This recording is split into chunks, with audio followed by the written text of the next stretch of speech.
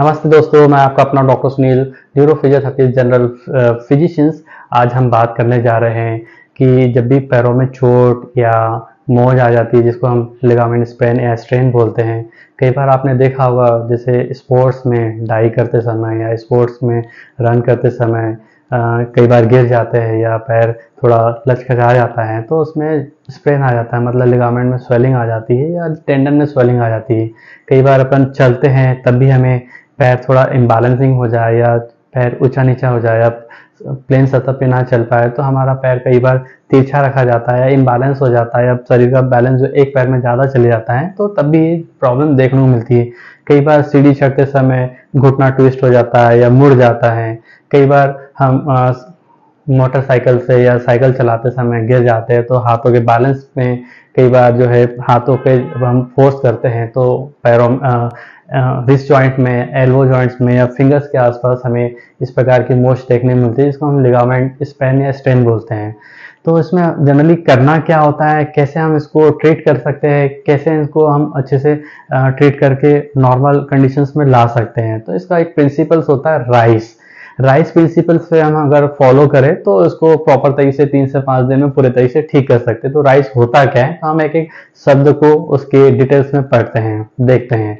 तो राइस मतलब पहला वर्ड है आर मतलब ब्रेस्ट। तो जिस एरिया में आपको चोट आई है, जैसे अगर हम घुटने की बात कर रहे हैं, एंकल जॉइंट्स की बात करें, जहां पर आपको चोट आई है, अगर मान लो कि एंकल जॉइंट में चोट आई है, तो एंकल जॉइंट को हमें पूरा तरीके से रेस्ट देना जरूरी है। एंकल जॉइंट में किसी प्रकार का पूरा वेट बियर नहीं करना है, एंकल जॉइंट को ज्यादा एक्सरसाइज नहीं देना है। तो रेस्ट अपने को 3 से 5 दिन तक बहुत ज्यादा जरूरी होता है। इसके अलावा आई मतलब आइस। तो आइसिंग करना कैसे होता है, कौन से कंडीशंस में जरूरी, तो जब भी हमें मोच लगती है तो स्टार्टिंग के 2 से 3 दिन तक हमें आइसिंग की बहुत ज्यादा जरूरी होती है। तो हमें स्टार्टिंग के इंजुरी स्प्रेन या स्ट्रेन हुआ या मोच आई, तो स्टार्टिंग के 3 दिन तक हमें आइसिंग करनी है। और आइसिंग हम एवरी 3 to 4 आवर्स 8 से 10 मिनट के लिए कर सकते हैं। और आइसिंग जो है क्लॉकवाइज सर्कुलेटरी मसाज के रूप में हम कर सकते हैं या कंप्रेशंस के रूप में कर सकते हैं, रख के हम सिकाई कर सकते हैं। तो स्टार्टिंग के 3 दिन हमारा आइसिंग का बहुत बड़ा रोल होता है। इसके अलावा कंप्रेशन, सी फॉर कंप्रेशन। तो कंप्रेशन मतलब हम बैंडेज से कंप्रेशन दे सकते हैं। मतलब उसमें अगर एंकल की बात करें तो एंकल को हम जो है बैंडेज से रैप करके उसको कंप्रेस करके इन्फ्लामेशन को, स्वेलिंग को रिड्यूस कर सकते हैं, जिससे जकड़न कम होगी, पेन कम होगा और रिकवरी अच्छी हो जाएगी, राइट। इसके अलावा राइस में लास्ट वर्ड होता है ई मतलब एलिवेशंस। तो ई मतलब एलिवेशंस मतलब जिस पार्ट्स पे आपको इंजरी हुई है, मोच आई है, उसको हम थोड़ा एलिवेट करके रखेंगे, ऊपर करके रखेंगे, राइट। एलिवेट करने से होगा क्या कि जिस एरिया में आपको चोट आई है वहां पर इन्फ्लामेशन आया, मतलब वहां पर रेडनेस, स्वेलिंग, सब चीजें देखने को मिलती है।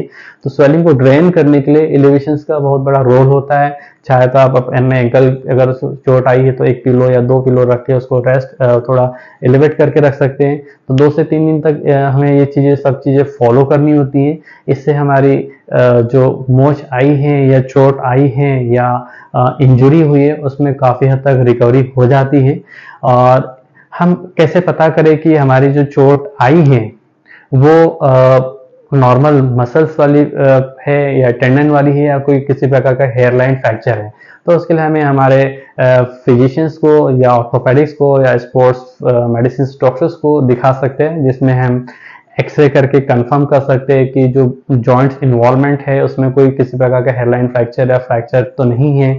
अगर हमें ज़्यादा स्वेलिंग या ज़्यादा पेन है तो हम उसमें कई बार स्कैन करके देख सकते हैं, जैसे अल्ट्रासाउंड स्कैन हो गया या सीटी स्कैन कर हो गया, कि जो इंजरी है वो लंबे मतलब सीवियरिटी तो नहीं है, मतलब ग्रेड 2 to ग्रेड 3 इंजरी तो नहीं है। कई बार होता है कि सीवियर इंजरी में हमें सर्जरी तक भी जाना पड़ता है, जो कि ग्रेड 2 या ग्रेड 3 इंजुरी लिगामेंट्स की हो। तो ये सब चीजें हम अपने स्कैन से हम कंफर्म कर सकते हैं। इसमें प्रिकॉशंस क्या लेना होता है, तो सबसे ज्यादा जरूरी प्रिकॉशंस ये हैं कि जिस एरिया में हमें इंजुरी हुई है, चाहे अगर हम एंकल जॉइंट की या नी जॉइंट की बात करें, तो उस पर वेट बियर नहीं करना है, मतलब एंकल पे पूरा वेट फोर्स नहीं करना है। 2 से 3 दिन तक हमें थोड़ा रेस्ट करने की कोशिश करना है, या वेट नॉन बियरिंग वेट से हम जरूरी काम के लिए जैसे बाथरूम जाना है, एक बेडरूम से दूसरे बेडरूम जाना है, डाइनिंग तक जाना है, तो उसमें पूरा फुल वेट नहीं देना है, पार्शियल वेट बियर करेंगे, राइट।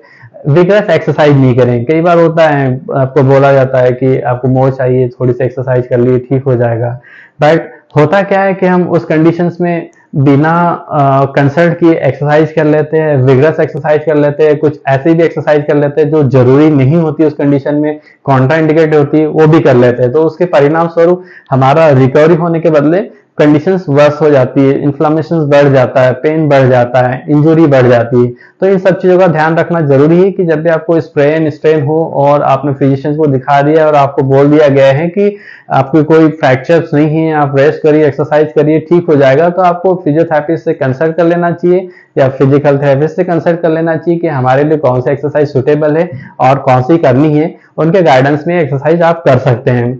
इसके अलावा होता है कई लोग जिम्नेशियंस होते हैं, तो वो लोग सोचते हैं कि 2 दिन में ठीक हो गया तो तीसरे दिन से आप जिम ज्वाइन कर ले, तो ऐसा नहीं करना चाहिए।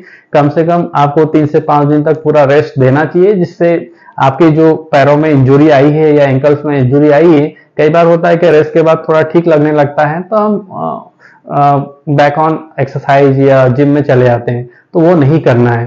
तो हमें 3 चीजों का ध्यान रखना है, तो हम सब चीजों से ट्रीट करके पूरे तरीके से अपनी रिकवरी वापस कर सकते हैं, मसल को स्ट्रेंथ वापस ला सकते हैं और अपनी नॉर्मल कंडीशंस में आकर अपने जो भी वर्किंग है उस पर वापस जा सकते हैं। धन्यवाद।